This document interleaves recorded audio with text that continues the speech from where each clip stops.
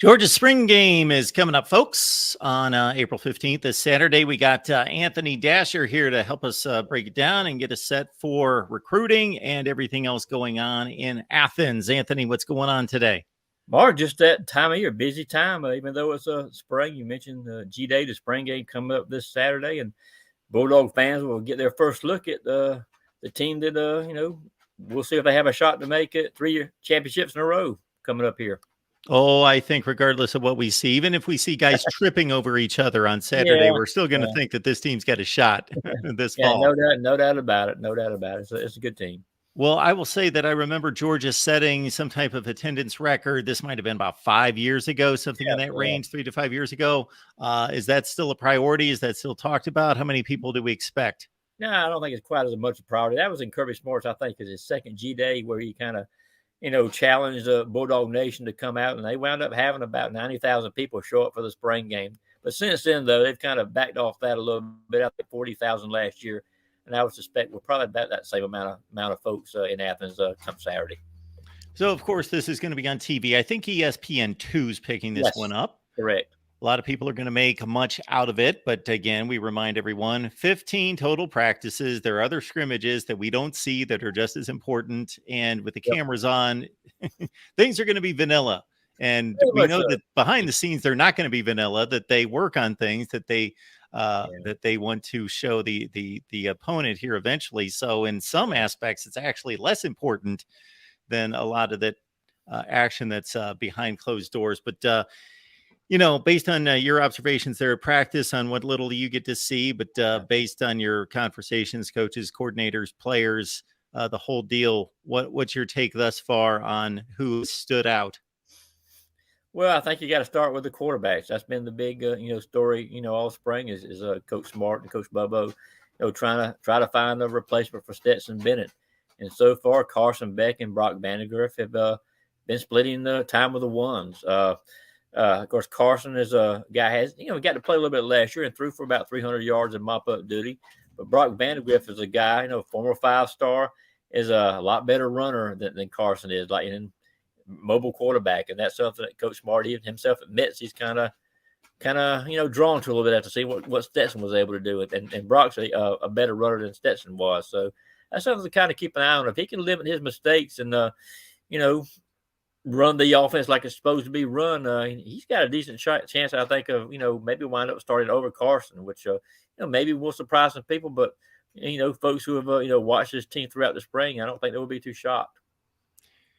So when you watch these guys battle on Saturday, is there anything in particular that you can, based on your experience of covering these spring games through the years, that you will be able to take from this? Not really. I mean, the biggest thing you want to see when you're watching the quarterbacks is just which one makes the fewest mistakes. I don't think again, you mentioned it's going to be a very vanilla scrimmage because a glorified scrimmage is exactly what it's going to be. But you want to see, if you're watching a quarterback, just see which one, just see how relaxed, how comfortable they look in the huddle. Do they make smart decisions?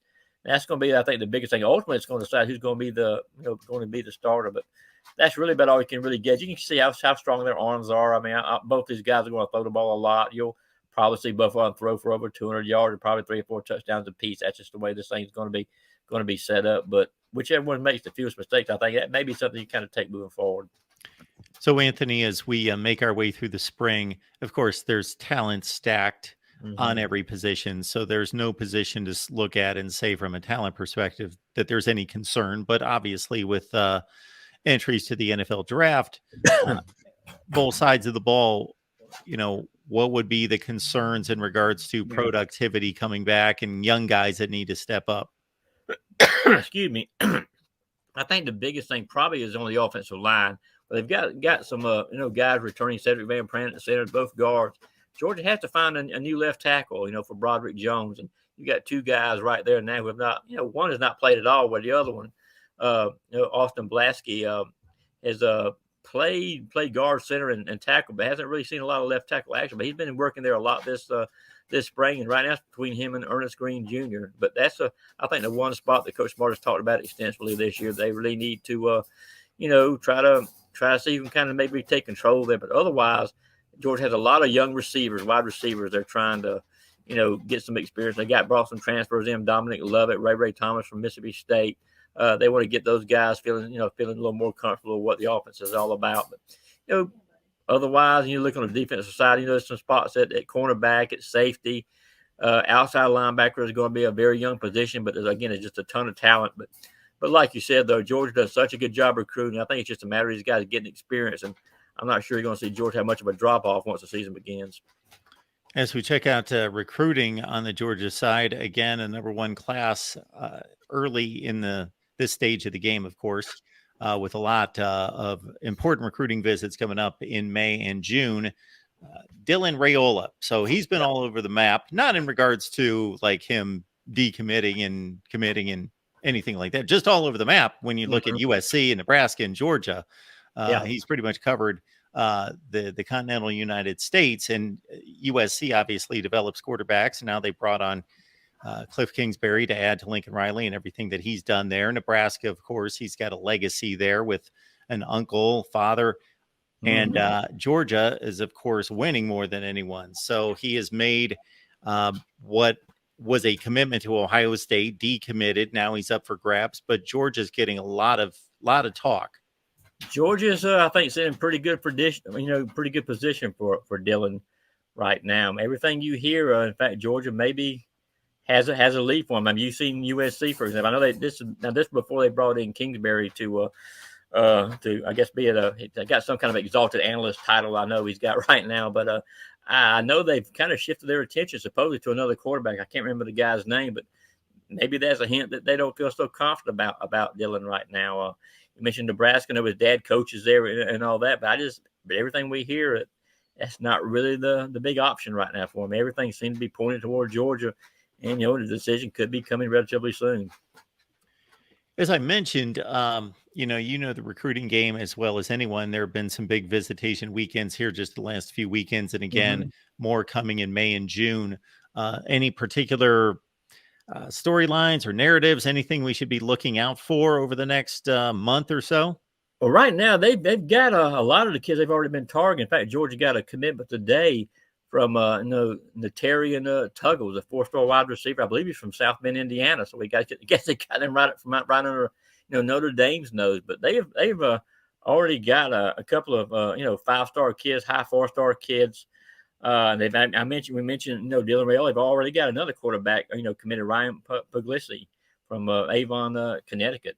They've got Sakovi White from here in Georgia at Cartersville High School. He's one of the fastest guys in the country. But other than I think Dylan Raiola right now, I know they want to bringing a running back, and there's some defensive linemen they've got their eyes on. But otherwise, Georgia is right on schedule for be able to target some certain guys and bring them in. But again, it's going to be interesting to see how high this class ultimately ranks, because right now it's looking very good and definitely the top group in the country so far. Has anyone let Kirby Smart know that when he's got as high a stake as he does grabbing Georgia players, Florida players, South Carolina players, the type of places and the geography that we would expect him, then he goes out and goes to California and gets guys like Brock Flowers. And when he's going to Indiana and Connecticut, that's really not fair to go grab their best players. Well, that's when you win back-to-back national championships, man. We saw this with Alabama. I mean, you win the big ring, people are going to want to come play for you. That's what it is with Kirby Smart right now. He's pretty much able to go in any state, any school in the country, and have a shot at bringing some of these top kids home, because everybody wants to play for the champions. I mean, like I said, we saw that with Alabama, Nick Saban, and we've seen it with other top programs year in, year out. But when you win, people want to be a part of what you're doing. Anthony Dasher, UGA Sports, they're on Rivals. Check out his work as we approach Saturday spring game. And, of course, recruiting never stops. Anthony, we appreciate you stopping by. Yes, sir.